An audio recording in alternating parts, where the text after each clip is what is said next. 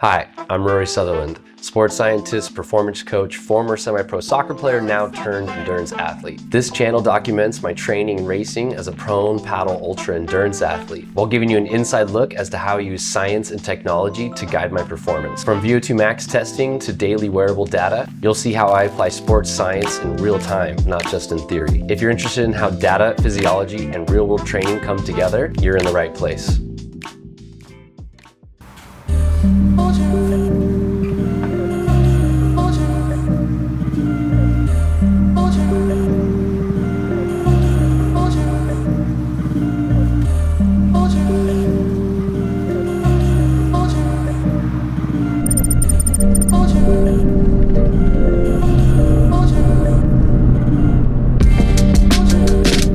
Good morning, headed to Mission Bay in San Diego. We're gonna get hopefully 15 miles in. I mean, the plan today is to at least cover the distance and duration of next weekend's race. And then there's an equal distance race the weekend after that. Coming back from injury, I haven't done this distance, so I kind of don't know what's gonna happen today.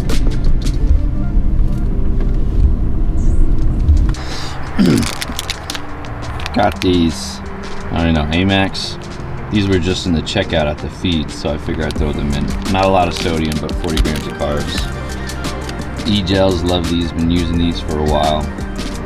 These, same amount of carbs, obviously good carb distribution, sugar ratio, and then sodium in these guys, decent amount. 2 bottles, one with water, one with a half scoop of BPM Flight, and that's pretty much it.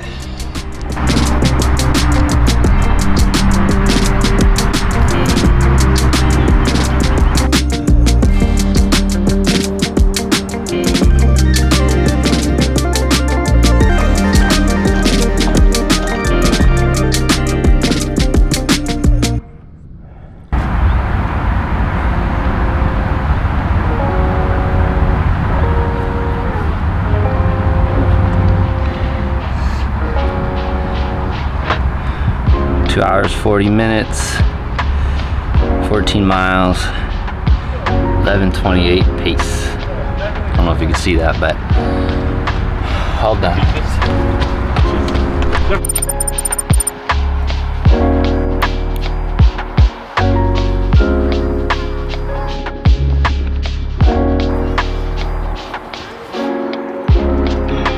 Strawberry and steak. Yeah. Does that look delicious? Yeah.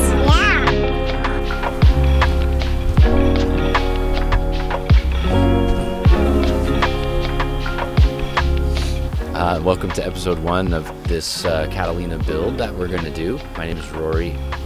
As you saw in the intro, I'm an exercise physiologist and strength coach. I'm also an endurance athlete, and I compete in the sport of prone paddling. This series is about a build to crossing the Catalina Channel, which would be, me on my own with a support boat racing 150 plus other racers, and I'll do that on an 18-foot board, so a specific board class.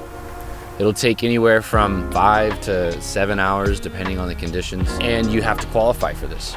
And 2 days from now is a qualifying race of 15 miles. It'll take somewhere between 2 hours 40 to 3+ hours depending on the racer, depending on the board class, and it's in 2 days. But there's been some issue leading up to this. Well, in April I got hurt. It felt kind of like a lat strain, and it affected the mechanics of my shoulder. The strength is back. It doesn't feel normal. We had to take quite a bit of a break, and I lost a significant amount of fitness as a result of that.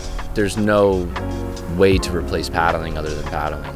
So on top of this period of detraining and injury, I also got a little sick with some food poisoning, or it could have been the flu, but I lost 6 pounds just like that. So that's where we've been. So right now it's just survive in advance, and that's the plan. Just qualify, get it done, survive in advance.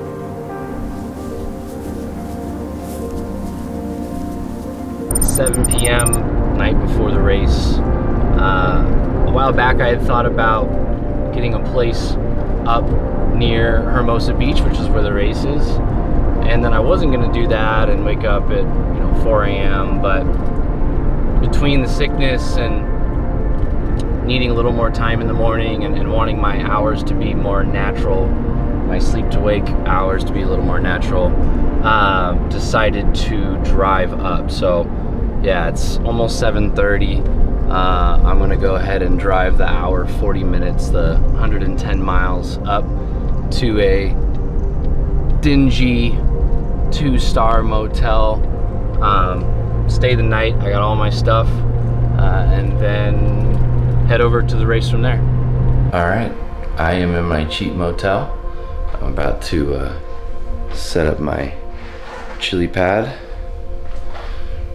Got my headphones, my sleep headphones, for if someone breaks in, I won't hear them. Got some locking straps on it. Time to crank the AC and get straight to bed. Good night. Good morning. Wind is certainly up. I slept as good as you're gonna sleep in a motel bed, but the chili pad was clutch and the AC was clutch. So headed down to the beach right now at 6:45. Race starts at 7:30. This is kind of usual, not for me, but I guess just for races. Have my beet juice.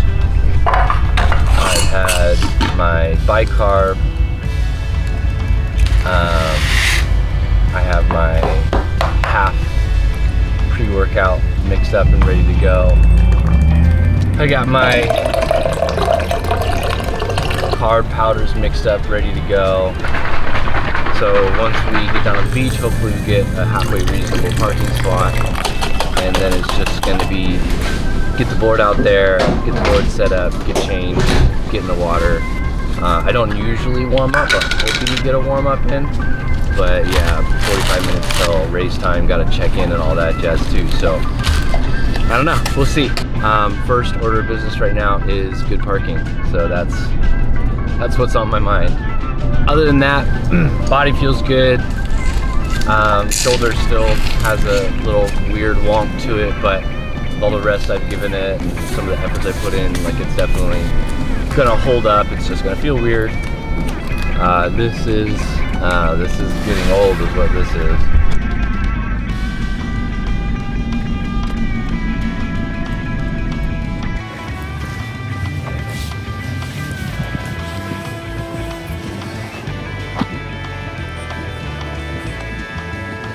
All right, we got like 70 grams in each bottle, half a scoop of pre-workout in this one.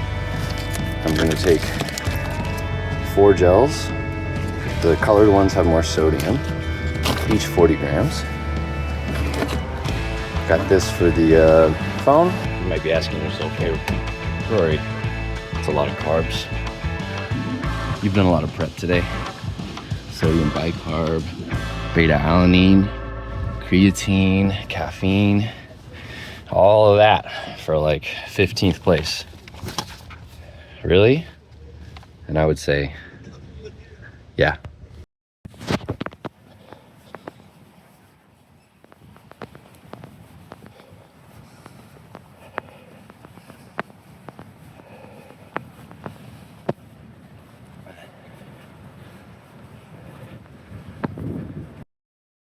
Sleep, but it was worth it to get up there.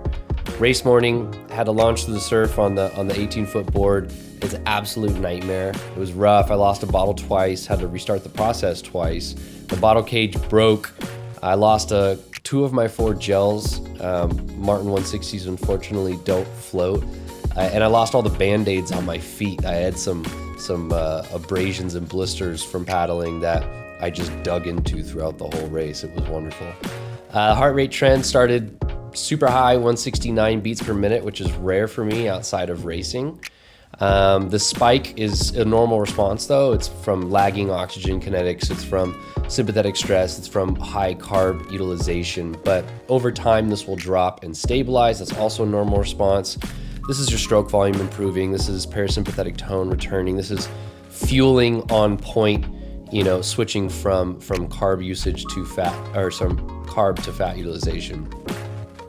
Had to come in through the surf, and of course, first wave you catch, you immediately capsize. It's just you just can't surf on these 18-foot boards, or at least I can't. Finished 245, which is barely better than my performance last year on a 14-foot board. But my main goal was to not re-injure myself and to get good Catalina qualifying result, which I think I did both of those things. 2 nights post-race, got so much sicker. Nearly.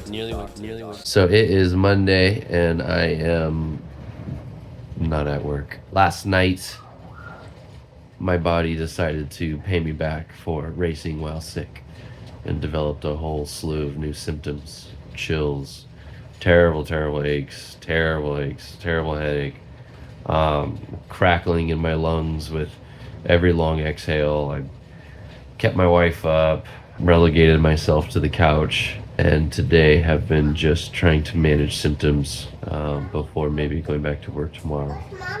So that's the 2 day. Where did mommy go? She's almost home, buddy.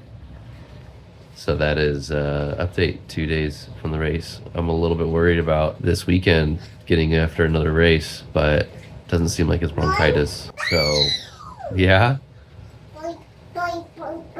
being sick with a kid is so fun. So yeah, I'm just hoping I can sleep tonight, because I have to prop myself up like this to keep the fluid from getting into my lungs. So we'll see what happens.